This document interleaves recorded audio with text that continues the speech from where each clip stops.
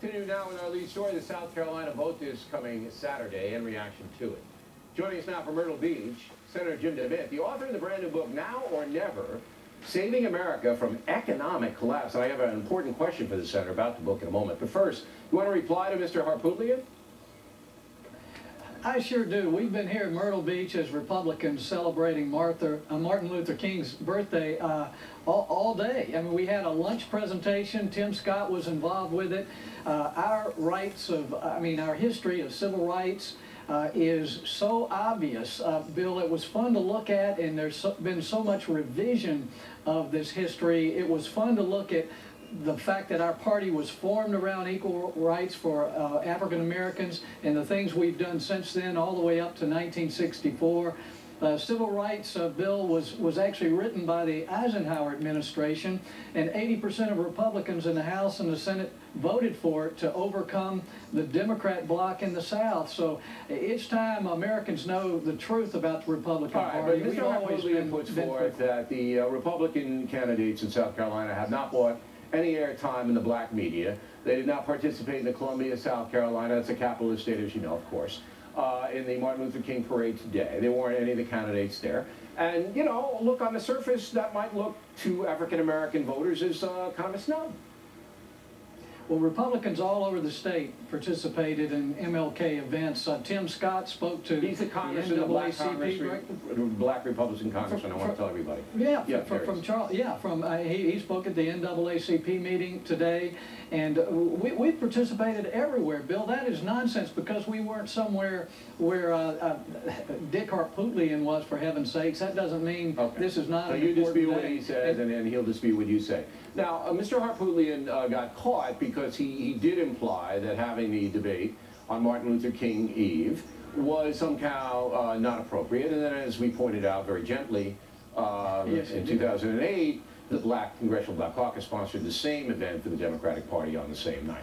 I don't like this race business, Senator. And we're having a thing with Bernie Goldberg, and it's really building to a crescendo. Romney's a white guy, there's a white want him, and they want to get the black out, and I don't like all this stuff. And we saw a little bit with it, Jesse Jackson, in the last 2008 South Carolina primary. We saw a little bit there. So what is this all about?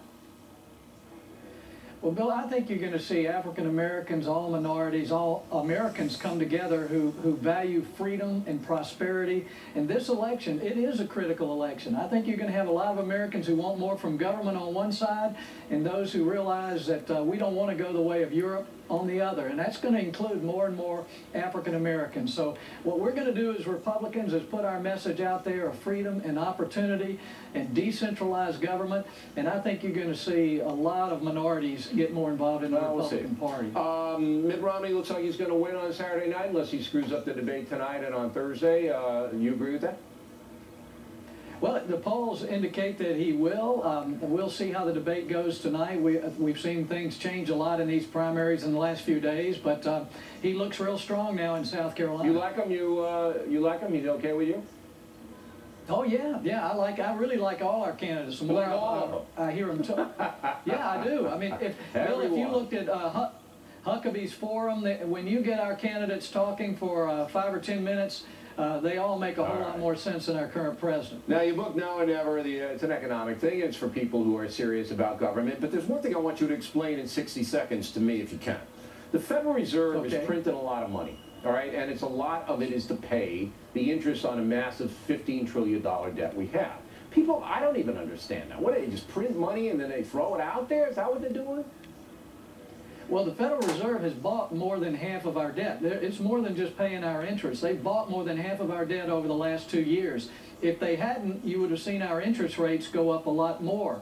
Because more and more, Bill, it's going to be hard for us to sell our debt as countries like China realize we don't have the capability to pay it back. So when we print money, we invite inflation and we invite the loss of confidence in our dollar. The Federal Reserve Bank buys the debt, all right? And the U.S. government's actually paying the bank because it owes, right? Well, yeah, we owe the money. Actually, we buy it through intermediaries because it's illegal for the Federal Reserve to actually buy our debt. Who are the intermediaries? Well, just the big Wall Street bankers, I mean, they make tons of money off selling American debt, and so the money goes through, the Federal Reserve buys it, it's on their balance sheet, and it just doesn't make any sense. We've just got to wake up. That's what Now or Never is about, that we've never been at this place as a country where our debt's larger than our economy, and we plan to double it in the next 10 years. Well, the problem is that it's so complicated, Senator, so that's why I want people to read your book, because it's so complicated, and people just don't get it, where we're going, and it's dangerous. We appreciate you coming on. Thanks very much. We have a brand new BillO'Reilly.com poll question. We are asking you, will Newt Gingrich's attacks on Mitt Romney about the Bain Capital help or hurt the Speaker in South Carolina?